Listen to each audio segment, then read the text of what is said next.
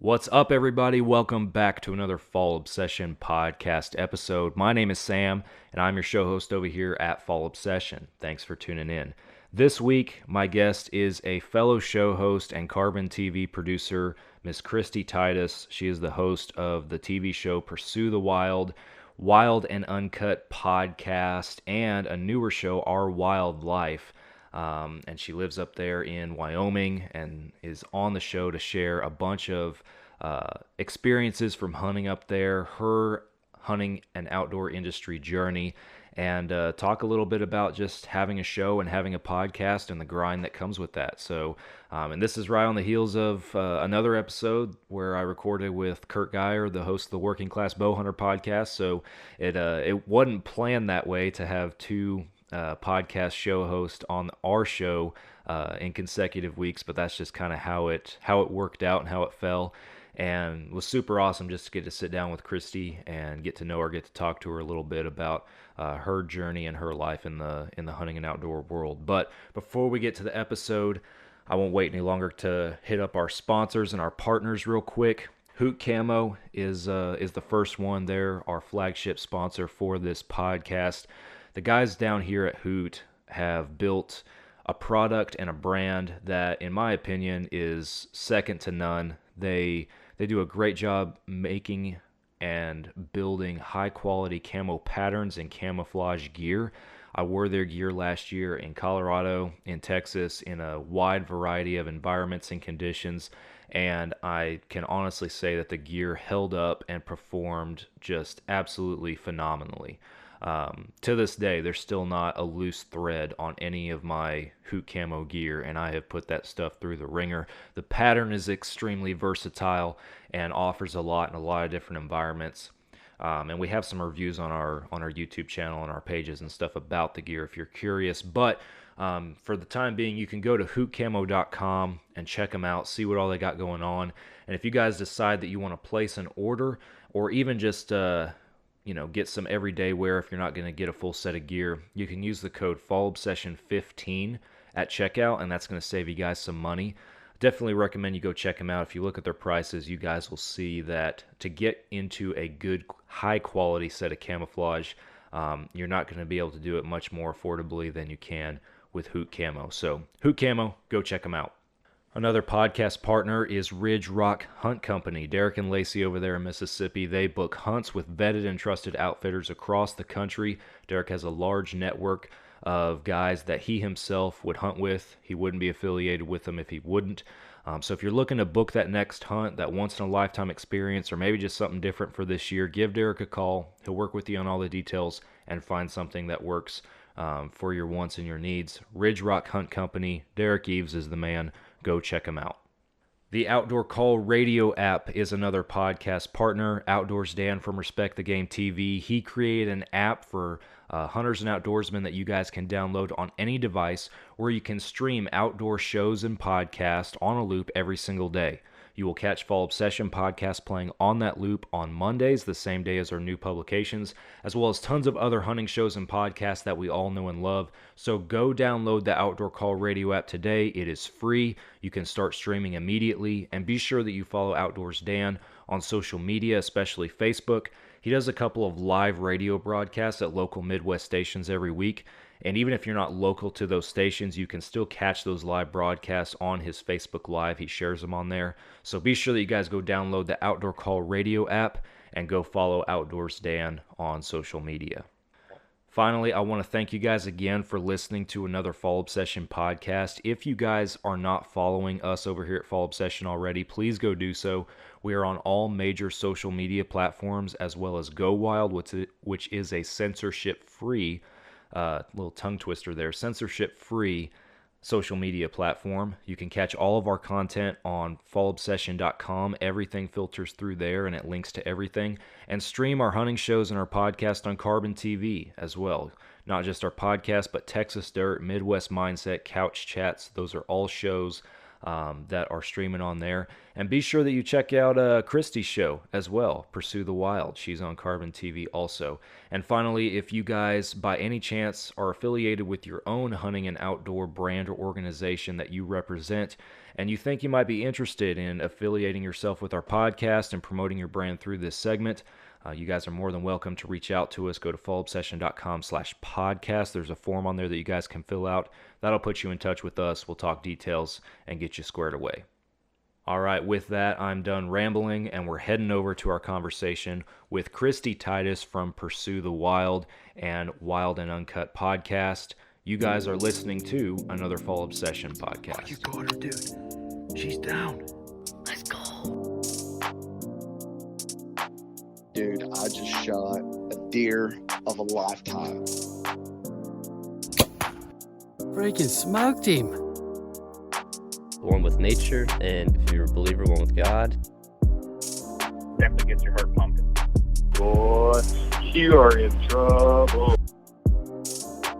Fall Obsession Podcast.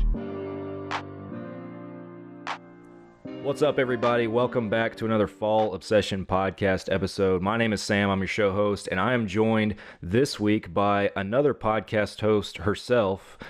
She also has a hunting show on Carbon TV and is the Pursuit channel as well, I think. Yeah. Yeah. Miss Kristy Titus is my guest this week. Welcome to Fall Obsession Podcast. Thank you so much for having me on. It's going to be a lot of fun. My fellow Carbon TV producer. I love it. Yeah. Supporting each other is super cool. Yeah, we're both in the Carbon TV family, and we're going to get into talking about some of the stuff that you got going on and everything, but yeah, the Carbon TV world is pretty awesome, and the folks over there, we've been working with them for about a year and a half now, and I'm blown away by the family aspect and everything over there. They do an awesome job. I can't say enough good things about them. Yeah, they're super. Jules is super great and a good friend, and yeah, it's a great place to be part of. That's for sure. Yeah, absolutely. A great platform, a great place for anybody to go watch or listen to podcasts, watch shows, whatever, in a ton of different varieties in the outdoor and hunting world. So, yeah, it's pretty cool. But Kristy, for our listeners, yeah, uncensored content. It's like a breath of fresh air. Oh yeah, for sure. No, that's I'm sure you are well aware. Just it's so difficult now on the normal platforms to get anything going or to grow organically, and Carbon TV and some other we've learned of some other organizations. We've become involved with some other platforms, but Carbon TV especially is it's awesome that they the way they're structured, and that's not even in the back of your mind on their platform is refreshing in today's day and age for sure. So Kristy, just to kind of kick things off for our listeners and on our show here and everything, tell us a little bit about yourself and kind of your background into hunting and where this journey into the outdoor industry started for you. Oh boy. Well, I mean, I've always been in the outdoors from the time I was 2 years old. I was packing mules into the backcountry with my family. Still do to this day. I've got 8 mules and 2 horses, and I live in Wyoming, and just love experiencing Western big game hunting, and I feel like I get to live a very blessed life for that. And somewhere along the line I turned it into a career. I don't know, kind of a long story there, but yeah, now host and produce a show called Pursue the Wyld. This year I'm filming, I think, season 8. Oh, wow. Just crazy to think about. So I've been in production since my first airing year was 2017. Prior to that, I co-hosted the Rocky Mountain Elk Foundation T-Milk TV show for 5 seasons with them of their 6 seasons. So yeah, it's been a really great ride. And prior to that, I hosted another TV show for 1 season. So I've been full-time doing outdoor TV for almost 14 years. Wow. Yeah. So going on 14 years. So 14 years ago, this industry was a lot different than it is today. How did you get plugged in at that time with the shows, and how did everything progress in the very beginning for you as you were beginning to host TV shows in the hunting industry? Well, I think everybody has kind of like their own unique journey. And, looking back, I never had any intention of being a TV host. I mean, that wasn't, that wasn't a goal for me. Instagram wasn't a thing. We obviously Facebook was around, but I mean, it just wasn't what it is today. I mean, media changes every 6 minutes, it feels like. But, when I started with more of like a philanthropic desire. So I was working with an SCI chapter. I became, from a volunteer to chapter president. I went to Washington, D.C. with SCI and lobbied in my early 20s. So I've been involved in SCI for nearing 20 years now. Not to date myself too much, but that's how long I've been doing it. And part of SCI, most of the money is kept locally. And so you give 30% of your largest fundraiser to corporate and the rest stays within local outreach projects. So I had the opportunity as a chapter president to really coordinate and organize a lot of really cool things with those chapter funds to serve my community. And so I would organize, GPS clinics and survival clinics and land navigation clinics and pistol training clinics and like all of these things that my community had an interest in learning and could really serve and utilize some of those humanitarian education and funds through SEI that we raised. And then it went on from there to I started with a women's clothing company called She Outdoor Apparel, and I helped them kind of rebrand from She Safari to She Outdoor Apparel. I actually constructed the logo that they're using today, helped them rebrand that company, and Bass Pro ended up acquiring that brand a few years later. I helped Under Armour launch their women's hunt division originally, helped them launch their clothing line, and so I've been instrumental in all of that kind of fun clothing and merchandise side. But what really kind of spearheaded my career is because of what I was doing in the textile market. I was going around and doing seminars around the West to a lot of different local retailers and dealers. And I would be like, hey, if you guys book my clothes, I'll come in and do seminars for women and get, consumers in your store, customers in your store, women in your store, men in your store. And it just kind of turned into a career, which led me to relentlessly harassing the folks at Rocky Mountain Elk Foundation into putting me on their TV show because they didn't have a female elk hunter or that presence. It was just lacking in what they were doing in media. And they gave me an opportunity. They put me on one hunt, one season, and then I co-hosted that show for 5 years after that, and primarily served as like as a host. I mean, I took other women, I took kids hunting. It wasn't like about me. It was about the journey and stories of other people. And my job was to, kind of help produce those segments. And then I ended up with my own show. So it's just kind of like gone from bananas. So it really wasn't like, I didn't really think I was ever going to be in TV. I just wanted to sell clothes. I wanted to have, women have a better hunting experience. And I wanted them to feel welcome in a space that, women were in, but obviously it wasn't where it's at today. Right. Yeah, exactly.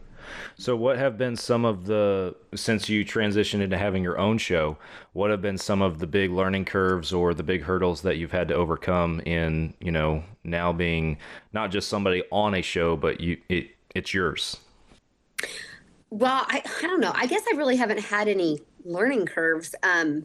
Number one, I've gotten great advice from mentors along the way. And so I think, when you launch any business or get into anything, you should always have, good people to talk to. And Randy Newberg was a really good mentor of mine. And then obviously having hosted outdoor TV for, 5 seasons, I understood how television worked and how the business aspect of television and media operated. And so I had, just because I had the guidance of working with the Team Elk TV show, I really understood how to make it work and how to build a good brand. And so it's been pretty easy for me. And, the first SHOT Show I went to in 2017, and asked for partnerships, and I had a pilot and I had a business plan. And I think that's one thing that a lot of people neglect to realize is you have to have a business plan. Yeah. And so I went with that, and I've been doing this professionally, like full time, literally going on 14 years now. Wow. Yeah, that's definitely something that gets overlooked, I feel like, because, we're going ourselves, going to more trade shows and that kind of stuff, trying to, put boots on the ground and make an impact in that, and talking to people, talking to partners, all that kind of stuff. And, I remember I would go to trade shows even just like 5 years ago, and not really with a plan or anything in mind, and just kind of wander around, and I felt like I was wasting time, basically. And now it's amazing the difference that it makes when you show up and you have your ducks in a row and you have everything squared away. So, and that's just the business side of it. You don't just have a physical or virtual thing that people can watch or listen to, but you have to be able to, represent it from a business standpoint on the back end to all these other people. And that's what some people who are, just dipping their toes, as I've learned the hard way, there's some people that are just dipping their toes into the content creation world. And, that's kind of the bridge that's left across, it seems like. Yeah, it is. And it is, it's a business, and that's a lot of people call it the hunting industry, quote unquote, and they get super offended by that. But at the end of the day, it is to some degree an industry, and obviously a business. And a lot of people are in the industry to make a living. And that can be from the manufacturing side to, to being a personality. And there's a place and space for so many people and so many avenues of that. But for me, it's a lifestyle. It's not like if I weren't hosting a show or doing outdoor TV, like nothing in my life would change. I would still be doing the same things I'm doing now. Just, I obviously can't imagine that. Yeah. But my life wouldn't change. So do you, and I like to ask other people who have their shows or create content, whatever it might be for, the given individual, I like to ask them this. Do you ever feel like when you're out there hunting or you're filming your show or you're doing all these things, do you ever wish that you just didn't have a camera and you can just be out there doing it without any worries? I don't know. I've been doing it for so long with a camera that I don't even think twice about it anymore. Yeah. And my camera people that I hire, they're good people. And, they're people I want to be around. Obviously I wouldn't hire them. Right. We have a good time. And so it makes the work of it a lot easier. But at the end of the day, I run a really, really robust production schedule. So when I'm in the field, I'm not just thinking about the success of the hunt. I'm looking at photography assets and media assets and reels and content creation. And so a lot of it is so much more than just, the harvest or trying to have a successful hunt. It's taking into account, okay, well, we have an hour before the animals get out of their bed and start moving. So what can we utilize this time for to create content or, serve our brand partners the best? And so just making sure, you keep it a business in the field is important. But to me, I've just been doing it for so long that it's kind of second nature, Yeah, I get that. Talk to me about the podcast. Where did the inspiration for that come from? Because you're already plugged in on the TV side of everything, but then where'd the podcast come from? That's Randy Newberg also. So when I started doing my own show, Rocky Mountain Elk Foundation was on Outdoor Channel, and they were launching their own network. And they, kind of pulled me aside and they said, look, Kristy, we're going to pull away from traditional TV and we're going to start this digital network. And this is an opportunity, if you're interested, to maybe create something that's your own. And, we want to invite you on this space and we want to include you in that and continue our partnership, but just change, how that looks. And so I went to Randy Newberg for advice because at the time he was the only content creator that was doing media in that digital space kind of full time. So, right. Outdoor Channel, all these Pursuit, Sportsman's Channel were really still the big gorilla in the room, and everybody was all in on those. And there wasn't a lot of people on the YouTube side, if you will, or, and so, Randy gave me some great advice. I followed his advice. I literally spent an hour on the phone with Randy and developed my entire business plan around Randy's advice and followed it to this day. I still follow it. And, a couple of years ago, Randy pulled me aside and he's like, Kristy, what are you doing? Your show's great, but you're not doing a podcast. Why aren't you doing a podcast? And I'm like, gosh, Randy, you're right. Like, I'm at these events, I'm in front of these incredible people. Why not capitalize on those opportunities and share those relationships with, everybody out there, whether it be, hunt success or failures, or, interesting people that I get to meet and talk to. And at some point, I think, you kind of take for granted the relationships and the friendships that we're privileged to have. In this space, and the opportunity to talk with people. Like, I shoot for bear archery, and I get to talk to Chuck Adams for advice on my bow setup. How many people get to do that? And so it's been just a real big blessing for me to be able to capitalize on some of those opportunities that I have and share them with other people. And so I followed Randy's advice a second time and launched the Wyld and Uncut podcast. That's awesome. And you have one other show, correct? Yeah. So last year, this whole like lifestyle, unedited, like unfiltered shows are like super popular. So I started our Wyld Life, which is basically just a cell phone filmed show. I film it on my phone. Of my life on my farm, on my ranch in Wyoming. I guess in Wyoming, they don't really call it a ranch because it's only 255 acres. They call it a pasture. So that's a ranch where I come from. Yeah, it's not a ranch here. So anyway, so I just, we film that and just bring to viewers that. I kind of put that on pause a little bit last fall because it's hard to produce that while I'm also producing the mainline TV show. So that's more of something like a spring summer project where I film that series, and then into the fall I just roll into the traditional Pursue the Wyld series. So it is a little complicated, all of the things that we have going on from a media standpoint, but they all kind of have their place with viewership and consumership, and it's been really fun. No, I completely get that. We got tons of different shows on our end just as a brand. The podcast is weekly, and then we have 2 different habitat management shows in different parts of the country, and then we have a casual staff inspired podcast, almost like a virtual or video podcast on Carbon. And it's just, we have all these different things going, and I'm the same way. I meet with multiple times a week. I'm meeting with our team and everything, and talking about what we're rolling out that week or next week or whatever it is. And so I understand the juggle for sure, and it's awesome to be able to do that many things, or for you to be able to share both the lifestyle and the hunting side of everything. That's cool. And it seems like you've broken it down pretty good as far as summer versus fall, and when you can dedicate time to those things. I imagine that's a healthy balance. Yeah, like right now, yesterday I was out riding mules with my dad. We picked up a shed horn on my place, and I'll be focusing this spring on organizing gear, getting guns dialed, training with my firearms, training my mules, just ranching, basically, putting in fences, doing whatever. And, roll that into, summer scouting. Turkey season's a month away, so I'll start turkey hunting in a month. Then I'll roll right into bear baiting. I'll start bear baiting in April, which actually I need to put that on my list because I got to go make sure I get my bear bait reserved this week.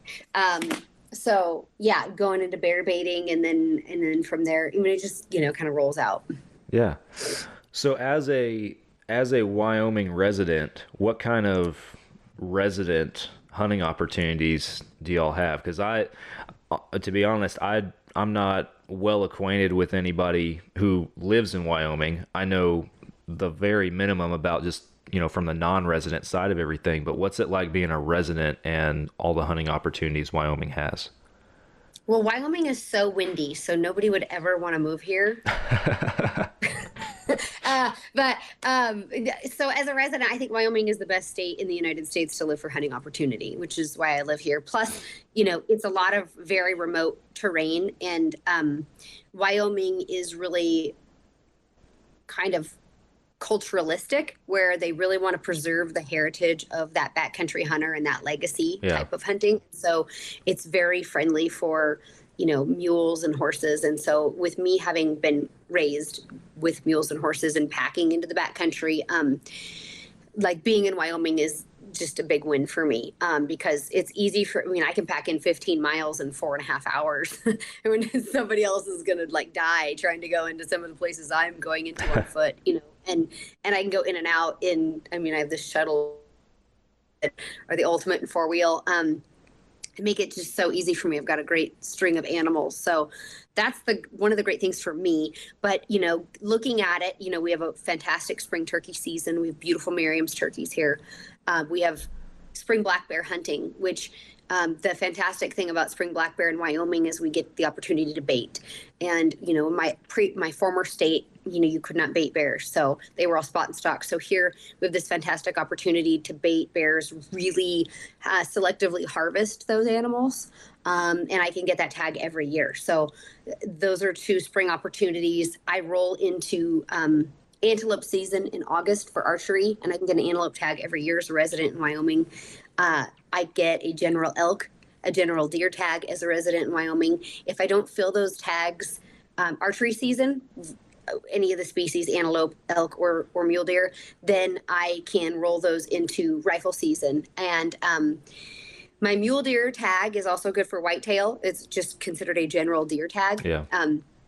So I could shoot either a whitetail or a mule deer during that general season. And then as a Wyoming resident, you can often get a second buck for a second whitetail tag for later in the fall and starting in November. So I have another opportunity again to harvest whitetail deer in November. And then you roll into predator season. We can hunt mountain lions with dogs. So, it literally, like, the hunting in Wyoming just kind of doesn't stop, and it's all the species that I would want to hunt. And the great thing, with my family being able to hunt, we have so many tags. There's just like, once hunting season kicks off, it doesn't stop because somebody always has a tag, and we're just rolling from one to the other. Last year I was super selective on elk hunting, and I passed on, I couldn't even tell you how many bulls. My dad killed a really nice big old bull. It wasn't like a trophy bull. And so, my dad took that bull, really great age, massive animal. And I just held onto my tag because I was really trophy hunting for age and rack, and didn't quite find what I was looking for. So I was okay with, filming my season without having harvested a bull. I did get one in New Mexico last year. So that kind of took the pressure off me to harvest an elk. And so that's the great thing about Wyoming, bow season. In my former state, if I had a rag 5 come in during bow season, I would have harvested it 100%. In Wyoming, no way. Like, as a 3-year-old bull, he's getting a pass because I know I get to hunt rifle season. And so, being a resident here is just so much time to hunt, and it's so much fun that I don't really want to tag out unless it's something that I'm, really excited about, and being very selective about in my harvest objectives. Yeah, absolutely. What is whitetail hunting like for you up there? Because I'm from Texas, so I imagine your whitetail hunting is way different than my whitetail hunting. So I'm curious, what's whitetail hunting like in Wyoming?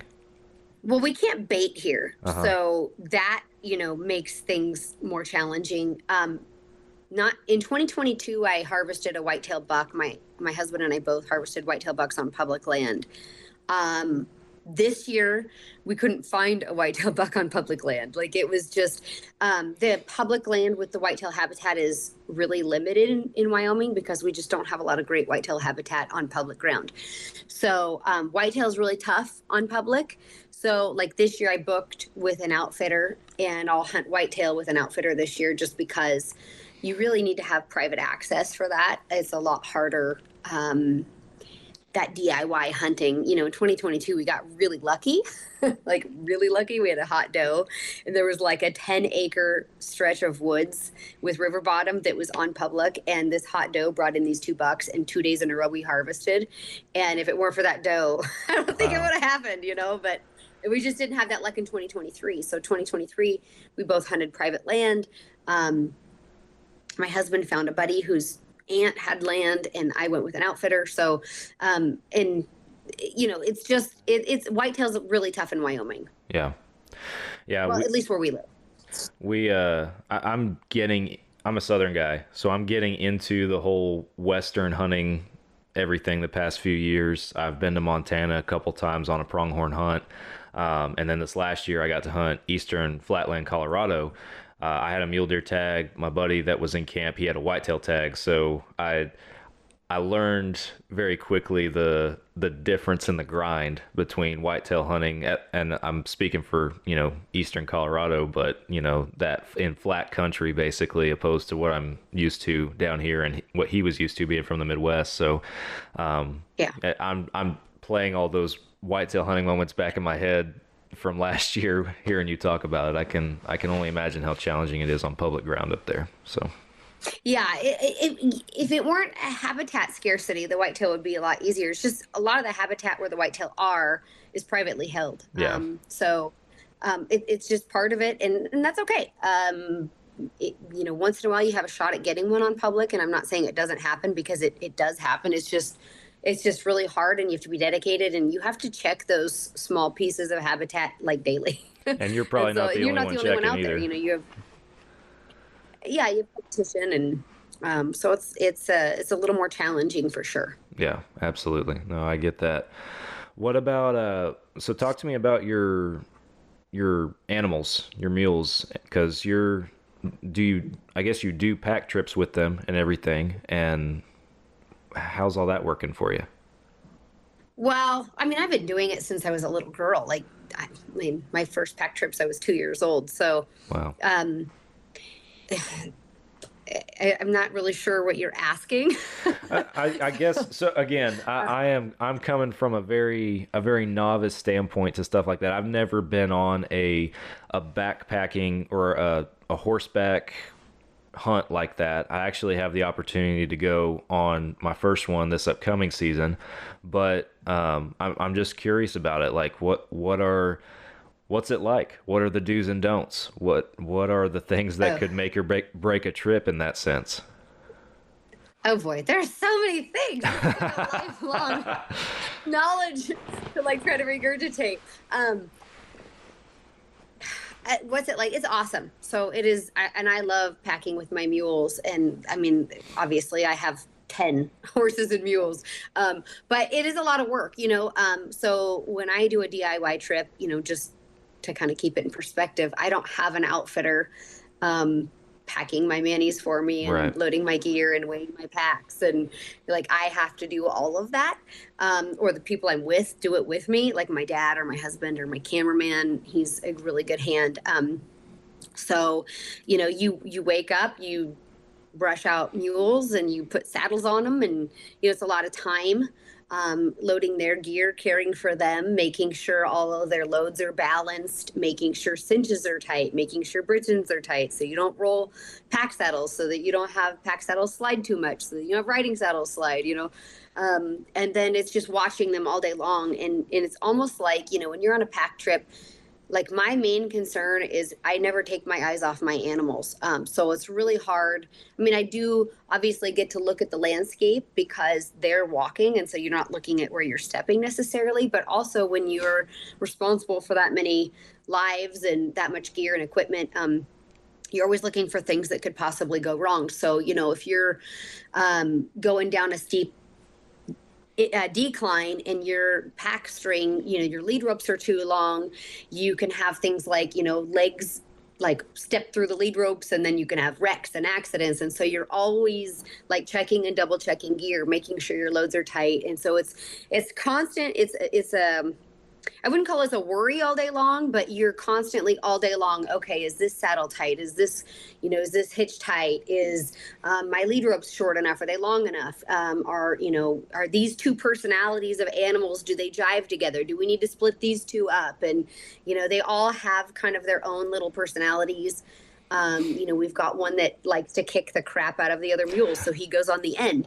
And then we have some that, do better next to this other one, or, and so it's just managing personalities, it's managing gear. And then when you get to camp, you get to unload everything and put it all away. And then you have to make sure everybody has food and everybody has water. And then you have to put up your picket lines, and, you just never stop. And then you get to start hunting, then the work starts. And so, it's a lot of work. But they take you to places that, without them, you're not going. And then they help you get out loads that you would really struggle with doing on your own. And so they're a blessing. Like I said, I don't know any different. This last fall was a lot of work because I don't hobble my mules. I rotational graze them. Because mules are really handy at running with hobbles, and they get big sores on their legs. And, when you're filming and you have animals with sores on them, it just doesn't look good. Yeah. So I rotational graze them, and I'm kind of over that. I had a gelding, and the mules don't quite bond with a gelding the way they do a mare horse. So I bought a little filly horse this last year so I can turn out all my mules and they won't leave my little horse. So I'm like trying to do things a little bit differently this year to make my life a little bit easier. Cause like last fall, I was literally waking up in 2-hour rotations to graze. Because the mules are super funny. Like if they have a good buddy that they're with, and you don't have that bell mare that they want to hang on, they'll take off and kind of go do whatever in God's green earth they want to do. So there's always a trick with them, and it's knowing the personalities and who can be together. And but it's a lot of fun. It's I try to balance my packs, and you're always balancing weight and then gear needs. So, I like to keep my packs between 50 and 80 pounds aside. And so, okay, well, what gear can fit in this pack versus that pack? And then you're dealing with bulk. And then, trying to make sure all of your basic needs are met, and that everything can get loaded in and out, and that you still have room to pack out meat and horns, and, or you make multiple trips. And so that's kind of like a high level of what it looks like when you pack in. When you go with an outfitter, it's a lot easier. You just show up and get on. Yeah. They worry about everything else. For sure. What's the training or preparation process for those mules, like on your end before you ever take them on a trip? What's it look like preparing a new one for its first trip? Oh gosh. So I bought 2 weanlings last fall that they're coming 2 years old this year. So a little over a year ago, I bought weanling mules, which are babies, right? Little babies. And so in 2022, in that fall, when they were still nursing with their mothers, I had harvested a couple white-tailed deer, and I took the white-tailed deer skins out, and I took my baby mules and I put the deer on them and exposed them to the smell of meat and hides, and started doing a lot of work, what we call imprint training. So just kind of desensitizing them to balls and ropes and tarps. And so, when we're packing into a camp, we're throwing big tarps around, and there's gear everywhere, and it's kind of a bomb. And they really need to be pretty stoic and not non-reactive, to where they're going to stand there and be quiet while you're loading all of this stuff on them. So I started working with them last year, and then this 2023 fall, I packed the 2 babies in. At that point, they were yearlings. I packed them in, and they just came along. They didn't have any saddles on or anything like that. They just went along for the ride and just got to kind of see what their future job is going to be a part of camp, experience camp life. This year, as 2-year-olds, we started riding them for 10 minutes. On them and off of them. I will not be riding them this year, but we will this year as 2-year-olds put 25-pound packs on each side. So they'll be able to pack things like sleeping bags and cots and whatever, little light things, and kind of get their feet underneath them and learn how to pack. And then by the time they're 3 years old, I'll start light riding them, putting a little bit more weight on them. Mules grow very slowly, so we don't want to overload them. We want them to have a really good opportunity at being successful at their job. And then this year, if I harvest deer, I'll pack meat on them. I put deer meat on them last year. So fall of 23, all the deer we harvested, I took the head and the horns and I set them on the mules, and I actually took the boned out quarters, and I put them in the pannier bags and put them on the mules, the little babies, and led them around. And so it's just trying to get them used to doing everything, so that when they're actually older and they go to do their job, they already know how to do the job. It's just one more step, just adding a little more duration or more weight, or another element of a longer, time in the backcountry, that kind of thing. So it's easy for them to process and then avoid hopefully any what we call wrecks. Yeah, man, that sounds like on top of everything else you're doing, that's a full-time job in and of itself. It's a lot of work. So we have 2 that are aging out a little faster than I was hoping. I have the 3 2-year-olds, and really hoping my old horse and my really old mule, hoping that they would kind of last a little bit longer. But last fall was pretty hard on them. We used them a lot of miles, and we rented a couple of mules, which helped. So this year I just went and purchased 3 more mules, just because my older ones, they're struggling. I've got a 28-year-old mule that I've had since he was 6 months old, and he's on he has no teeth, so he can't eat grass. So he's on basically like oatmeal food. Okay. It's alfalfa pellets that we get wet and turn it into like a paste. And he's been eating that for a year and a half. And that's really hard when we pack him in, because we have to pack in his food and I have to be close to water.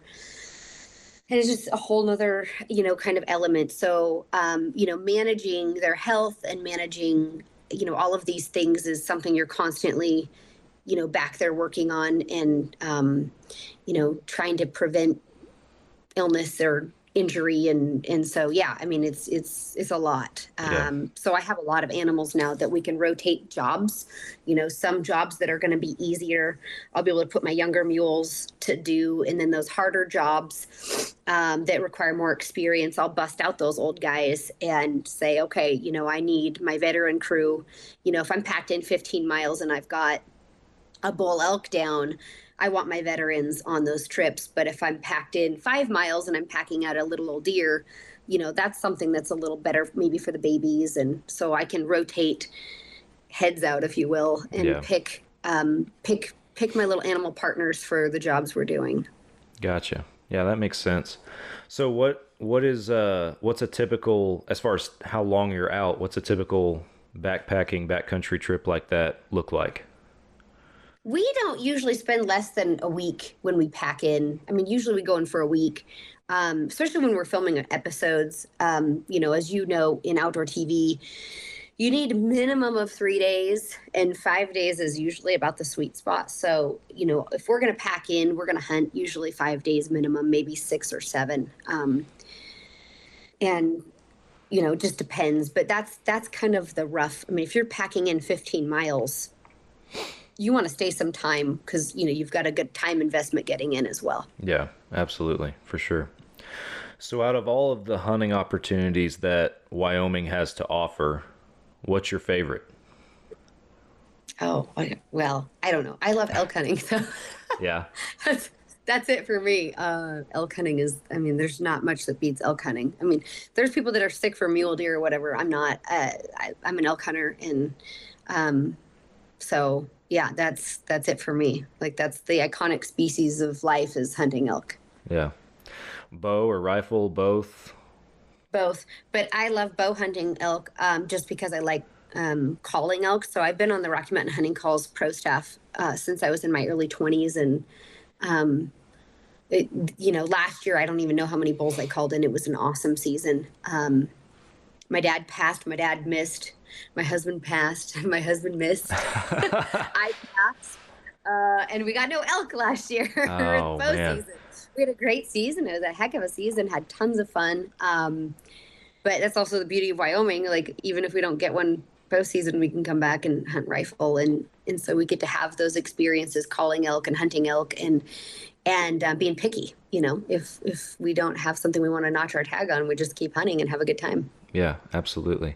So what is being an experienced elk hunter like that, and as you've kind of alluded to through your description and everything, passing on certain bulls and everything, what's a shooter bull? Pardon? I'm sorry, what's a shooter bull? You were talking about how you passed on bulls. That depends on where you are. Yeah. Like how far you're in, what state you're in, what unit you're in. I mean, I've hunted Colorado and I've hunted legal bulls, which had 9-inch brow tines and they were 3x3s, you know? So, I mean, I've hunted and harvested all spectrums. My biggest bull to date is 370 inches. Oh, wow. But for me, like for me last year in Wyoming, I was looking for age and also inches. So like for my dad, he shot a bull. I don't know how old the bull was. It was bigger than my horse. When we got it on the ground, it was massive. It was an old bull, but he didn't score anything. You know, he had 18-inch fronts, big, heavy, but he was a big 5x5. And it just, you know, was a great bull to take. I held on to my tag because I wanted to hold out for something that would have, you know, like better scoring antlers. And when you have that many tags, you can kind of do that. But we really, this year, we're super selective on age more than anything. Just letting those younger bulls go. It's super fun to call in a young 5x5 and have them come in, and even a young 6, you know, have them come into your calls and see them and just like know that, you know, you have your tag's good for almost 2 months and you may as well just have a good time and hunt them and hope you get the giant, you know, the giant old daddy, you know, and if you don't, you don't, and you get to hunt the next year too. So that's kind of the beauty of it for me. Yeah, I guess my answer would be depends. If it was the last, you know, few days of season and I saw a big old 5x5 that, you know, had that age, you know, 8-year-old bull, I'd probably take it. But when I have the season ahead of me, it's bow season, not so much. So my answer to that would always be it depends, you know. If it doesn't excite me, I don't want to take it. You know, I want to just keep hunting. Yeah, no, absolutely. I completely understand that. I can't speak to elk hunting just yet. That's hopefully that backpacking backcountry trip that I get to take later this year. But at least with deer hunting, I've become more focused lately on the maturity of an animal opposed to the size of the horns on his head. So I'm definitely, that's my focus right now, is I want to kill mature deer, or we'll see what my criteria is, because I've never been elk hunting before. This will be my first year if I go, so we'll see what if my criteria What changes. state are you going? The opportunity I have is in Idaho. So and the area that we're going to, I'm going with a family friend up there. He's talked to me about it and everything, and it holds some decent bulls and everything. I think the one he shot last year was a 340. That's a big bull. Yeah. If you could, that would be for me, that would be like my third biggest, right? Really? Like that's a big bull. So like, especially for your first hunt, just go have a good time. And if you have opportunity, take it. Yeah. You know, like I've just been elk hunting for so long that to me now, and where I live, I have the privilege of doing this all the time. For your first hunt, go have a good time. If you get an opportunity at a legal bull, take it. Like, and there's nothing to be ashamed of with that. I have lots of friends that take spikes and they're super stoked on that. I just have an opportunity where I live, in the lifestyle that I live, that, you know, it's different. You know, like I told you, I've been to Colorado and taken legal bulls, which, you know, have that brow tine restriction, and, you know, they're young bulls, and I had a great hunt and, you know, enjoyed the harvest, because I don't think anything eats better than elk. So, you know, go and have a good time, and don't put so much pressure on yourself about score or age. Man, I would go for opportunity and have a good time and fill your tag. That's kind of where I'm at, and that was my mindset, because last year was my first mule deer hunt that I ever went on, and the other added element to it for me is I'm bow only. I went bow only 10 years ago and haven't really looked back, and that's just my own personal choice. But so going up there going up to Colorado to hunt mule deer, it was like I'm taking the first shot I can with a bow, and I lucked out and killed a really nice buck. But down here in Texas, you know, I hunt whitetails. We have a property that we manage for whitetails, so it's a whole lot different for maturity and everything down here. So and you have a lot more controllable variables when you're managing your own land as well versus hunting public land. It's really tough to manage wildlife on public land if you pass on something feeling like you need to give it a year, the next hunter probably won't. You know, and so there's also that, you know, aspect. Absolutely. No, I couldn't agree more. You described your property as pasture. Can you hunt on your property or no? Oh, for sure I could. There, I mean, there's just not a lot to hunt. I mean, it holds. We have on trail camera right now. We have 2 different mule deer bucks. Neither one of them have shed, but we've got 2 mule deer bucks. They're both, one's a 3x4 and one's a small 4x4. And I mean, they're not. I mean, the one deer, if I had a tag and he was around, I might take him with a bow. I don't think I'd shoot him with a rifle. But it's pretty small, by Wyoming standards. I mean, technically, yeah, I absolutely could hunt it. I've had antelope move through there, but they don't really stay because I have a big, which is really unusual for Wyoming. I have a big timber gorge, which is full of ponderosa pines. So the mule deer really like it. The antelope, not so much. But, for Wyoming standards, it's a small piece. And the bucks just, they kind of come and go. And if I had the right buck on it, I would definitely pursue it, but it's not a hunting property. It's recreational. I mean, I have my gun range. I have a long range gun range on there and a pistol Awesome. range, and it's mule pasture, more than anything. So Yeah. Now, forgive me if I'm wrong, and this is part of your story that I neglected to research more than the rest. I apologize, but you also do a lot in the firearm world, don't you? yeah, so I shoot for Ruger. On the archery side, I shoot for Bear, but on the firearm side, I shoot for Ruger, and I have since 2017. And I'm a firearms instructor, so I instruct pistol, rifle, do some precision rifle training for people, coaching. I've done a little competition. I'm not what I would call myself as like a competitor in precision rifle. There's some women out there, and young women that are incredible shooters. I started learning how to be more precise with shooting so I could be a better, more effective hunter. And so I invested a lot of time and training into understanding my firearms. And so, I'm mounting my own scopes.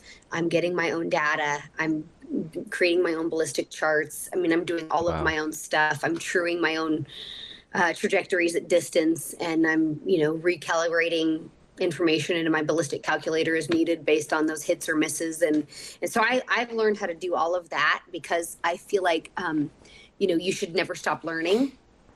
And so with my firearm, especially in 2022, I had a crazy season where, if I couldn't shoot some pretty good distance, I wouldn't have had a successful season.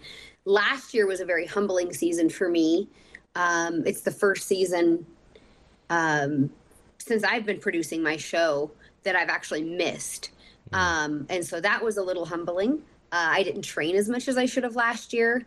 And I'm actually going this afternoon to get my eyes checked. I think my eyes are going bad too. But so, I try to stay really, I want to know my firearm intimately. Like I want to know how it handles the wind. I want to know how it does at distance.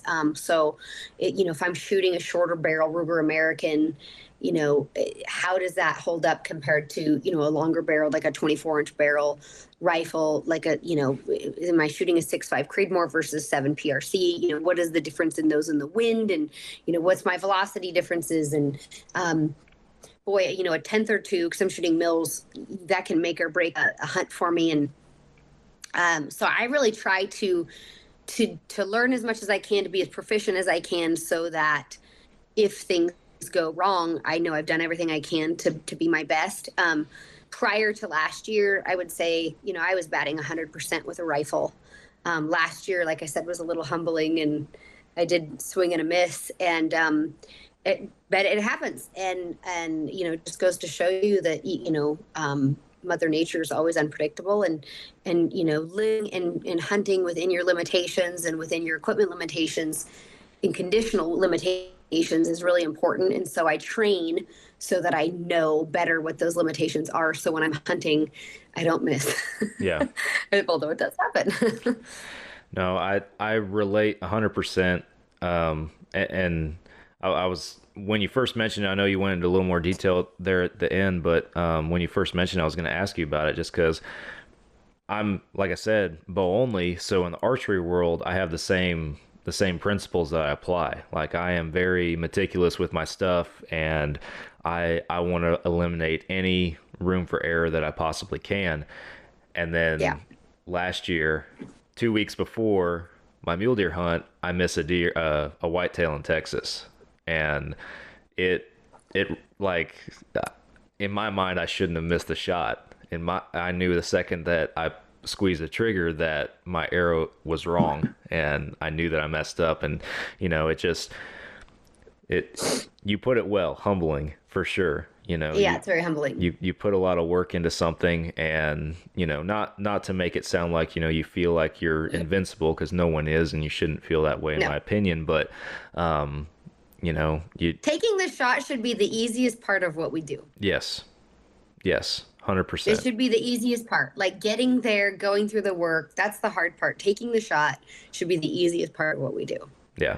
That's the part that we have the opportunity to practice countless times and to be the best at it. So no, I'm glad you said that, like applicable, not just to, I know I talk about archery a lot on our show just because that's my background, but it's applicable to rifles as well. And I got a little bit of an education on that when I went up to Colorado, because I was hunting rifle country, and I was there with a gentleman in particular that is very experienced with rifles and firearm shooting and everything. And so, when you spend a week in camp with somebody, you talk about everything. So he talked about firearms and practicing with firearms. And again, just me not having really hunted with a rifle for a long time. And then, before that, growing up and hunting with my dad who only rifle hunted, it was like, well, just go out there and you sight on your rifles and make sure they're good for deer season, and then you go deer hunting. It's like, to be proficient with your equipment, there's so much more to it than that. And I got a good education on that just from him.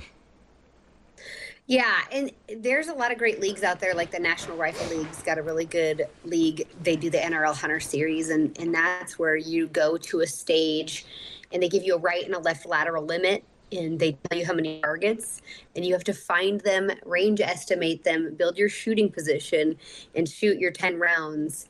And you have 4 minutes to do it. Wow. And sometimes you have to move shooting position. Sometimes you're changing targets and target distances. Just depends. But it really, kind of gears you up for going hunting with a rifle. It's also why I, take my bow to TAC events. Like last year, I shot 2 TAC events, one in Texas, one in Montana. And, I have a 3D course at my place and shoot my bow in my backyard almost every night in the spring and summer. I haven't been shooting, since I've been home this last February, this last week. I've only been home a week. I've been so sick. I haven't shot, but I'm getting some stuff done on my bow. I'm getting a new string put on. I got some new fletchings put on my arrows. And so it's, I really try to, take my equipment and make sure that it is as good as it can be, because, you only have one opportunity, and when you blow it, it hurts really bad. So, yeah. Yeah. I couldn't agree more. That's for sure. Yeah. Well, I know we've been going for close to an hour here, but before we wrap up our episode of this show, I wanted to ask you a couple things that we like to throw the way of first-time guests that we have on our show here. And the first one being, and I'm excited to hear what yours is. It might be challenging just because you've hunted so many things in so many places, but we always ask what is one or some of your favorite hunting memories to date, and tell us a little bit about them. No, well, my favorite hunting memories are elk hunting with my dad. Yeah. I mean, that's number one. That'll always be number one for me. I mean, I love going out with my mules. That's why I moved to Wyoming, because I get to hunt with my family and then my animal family. So, I mean, starting September, I'm packed in through the end of October with my mules, and my dad's coming and my husband comes. And, to me, that is the best time of year. Like, I love that time. So that's it for me. Number one. And I don't know. I love traveling, and I love eating food, and I really like going all over the world too and traveling. But for me personally, there's no place like home, and that's why I live in Wyoming. And man, if somebody said, well, you can never leave Wyoming again, you have to hunt only Wyoming the rest of your life, I'd be like, all right, well, I'm in the right place, because that'd be fine with me. Yeah, absolutely. So having gone so many places and had all the opportunities that you have had, what's on your bucket list? What's something you haven't gotten to do yet that you would like to really go and do as far as hunting? Oh, I have a lot of bucket list items. So next year, I've been saving for 3 years, almost 4 years. I'm doing my Fannin ram. So I have a Dall sheep, and next year I'm going to hunt Fannin sheep, which is a Dall sheep with gray hair, and it counts as your stone on your slam, and that's becoming one of the most expensive hunts that you can, go on. It's really become a rich man's hunt. You can't draw it really, so you have to, as an American citizen, purchase that. So that's one of my dream hunts, is to get that sheep, with the hopes that someday I'm blessed and I draw Rocky Mountain and deserts. So I love mountain hunting. So the sheep's on my list. Also, I have harvested one moose, but I want to go back for another moose next year as well. I've been fortunate. I've harvested a couple caribou, a couple mountain goats. Wow. I still want to do a brown bear. That's real high on the list.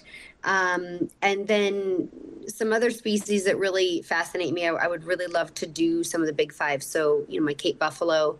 I really want to hunt Cape buffalo. That's kind of tall on the list, and kind of go for that.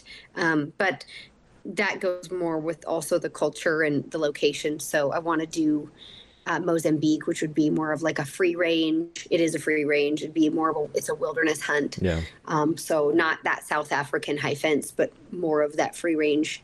So those hunts are pretty expensive. If you want that experience, you pay more for it. So those are more aspirational hunts for me. The price of brown bears now are so high that that's real aspirational right now. So, the nice thing about living where I live is that I can save some money every year. And, I'm a big financial planner, and I feel like people really waste their life spending money on stupid crap like Starbucks. And if you were to avoid going to Starbucks every year, you might save yourself like $6,000.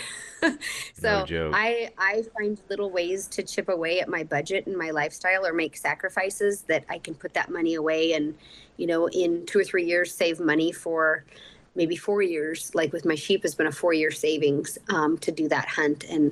And so I don't ever want to be this person that's like, well, I can't afford to do that. My theory is well, how long do I have to save to do that? And what do I have to sacrifice financially? Does that mean I don't go to Target? Oh, well, you know what I mean? So Yeah. I try to tick off those things that I want to do, because I really want to live life. I really would love to go to Spain and hunt some ibex as well. So those are, those mountain species are just incredible. And so those are all on my list. Wow.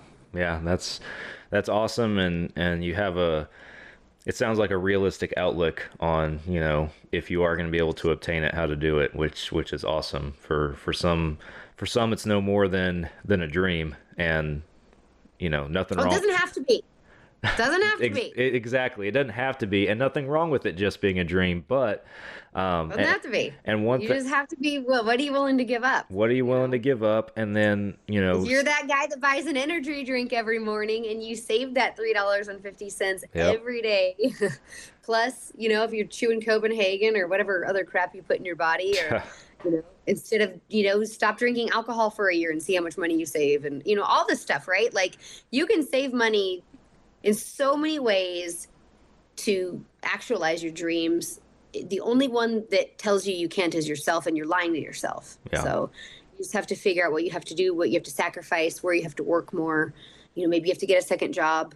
I mean, I work and save and plan, and Dave Ramsey has this saying, if you live like no one else, so later you can live and give like no one else. And I will sacrifice everything to save money, and then I go do what I want. And that means, you don't get to do all the things, and you don't drive the fanciest cars and all that stuff. You live with less so that you can do more, and that's a philosophy I've taken with my life. And if I hear someone say they can't afford to do something, it just annoys me. I'm like, no, you're just no discipline. Yeah, exactly. No, that's what it comes down to, for sure. No, very well put. Well, the last question I have for you, and then we'll wrap it up. you, as we mentioned at the beginning, you've been in this industry for a while, and this industry is a lot different now than it was when you started. You undoubtedly have had to change, with the industry, because this industry changes quick, in my opinion.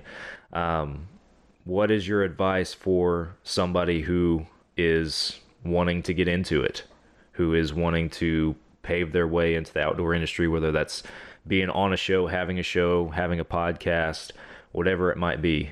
What's your advice for them? Be you. Do what you do best. Nobody else is you. And I go through this a lot. I struggle with, it's kind of like an imposter syndrome. And I just went through this, literally had this conversation with Ruger last month. And, I'm a firearms instructor, and I teach, and I do these competitions, and I would do all these things. And when you're so strung out and you're trying to be a great hunter, and you're trying to be a great competitor, and you're trying to be a great instructor, and you're trying to do all these things, you can't really, you're the jack of all trades, but master of none in some capacities. And so, they sat me down this year at SHOT Show, and they're like, look, Kristy, be the best you. Like, this is your space, your backcountry, your Western big game hunting. Own it, be it. Don't stress about this other stuff. We have competitive shooters that are shooting 3-gun, that are shooting, long range competitions. We have firearms instructors where that's them. My advice to everyone is there's no one else that's like you. I mean, there's very few women in this industry. I can't name one other woman in this industry that has a TV show platform, if you will, that has the mules, that does the backcountry thing in the same way that I'm doing it. I'm not saying that there's not other women that are doing it, because there are, but that has a show. Right. And, so I think just be you. I mean, there's I just met a girl last week on Instagram. She raises hounds, and she's a badass. She lives off grid. Like, I don't want to live off grid, but she has an awesome story, just be you. If your awesome story is, that you have a farm in Iowa, and you have big deer that you're growing, and, you're taking trail camera pictures of them, and you're doing that, and, you live that story, tell that, just bring people into what is normal for you, and embrace the uniqueness of yourself, because everyone can tell when you're not authentic. Yeah. And anybody that knows, they'll be able to sniff it out when you're fake. So just be real, be genuine, and be real with your story, and be human. When we all make mistakes. And so I try to show those on my show when I, misses or, whatever, like, it happens, and we're all fallible, and, don't try to be anybody else. And Instagram's a highlight reel. There's highs and lows. And so you have to be mindful of that as well, that everybody goes through seasons of highs and lows, and that's normal too. Yeah. But you just got to keep showing up. Exactly. No, it's a grind for sure. And, it won't always be easy, but that's one thing that I know we've taken to heart through our journey and everything, is just not caving to, just what's out there that sells, because that's not genuine, and in my opinion, there's no value in that. So the people who want to see what you have to offer will follow you because of what you're doing, not because of who you're trying to be. So excellent advice, very well put. Yeah, exactly. And I think that's the best journey you can do for yourself, is just to be happy with who you are. Yeah. Absolutely. Well, Kristy, tell everybody where they can find all of your different things that you have going on. Oh, my social media is so easy. I made it just so simple. I have one handle across all platforms. There you go. And it's my name. It's Kristy Titus. Easy so enough. Instagram, Facebook, X. It's all Kristy Titus. I do have 2 YouTube channels, or 2 channels on CarbonTV. One is for Pursue the Wild, and one is for our Wyld Life. My podcast is on CarbonTV as well, and that is Wyld and Uncut.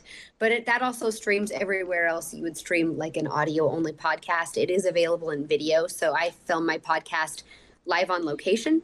So if you want to watch the conversations with people that I have around the world, go to my YouTube channel. That's the video part is not on Carbon, but the audio part is. But I invite everybody, kind of tune in and check it all out and, be a part of the journey. If you do have Pursuit channel, my show airs third and fourth quarter on Pursuit as well as Wyld TV. It did air, or it is airing in quarter one on Pursuit as well. But it's also on Pursuit Up, and then Wyld TV Plus.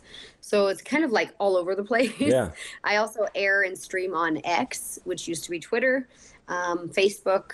And so I try to put my content as many places as you can. So just Google my name and, go to my website, pursuethewyld.com, or just Google my name and, check it out right there. Everything's on my website. It's all embedded in there. So if you want one place to find the podcast and all of the shows, it's all there.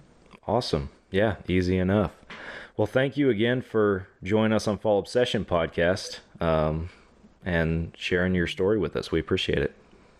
I appreciate you having me on. It's been fun, Sam. Thank you. Absolutely. For our Fall Obsession listeners, thanks for tuning in to another episode. Be sure that you follow Kristy and her platforms and everything that she's got going on. Follow along with the journey. And be sure you're following Fall Obsession. We are also on CarbonTV. You can find us on our website, fallobsession.com. And our podcast also plays anywhere that you can listen to podcasts. So wherever you're listening or tuning in, be sure that you guys follow and subscribe, all that good stuff. Thanks for listening. I'm back again next week for another episode, and I'll catch you guys then.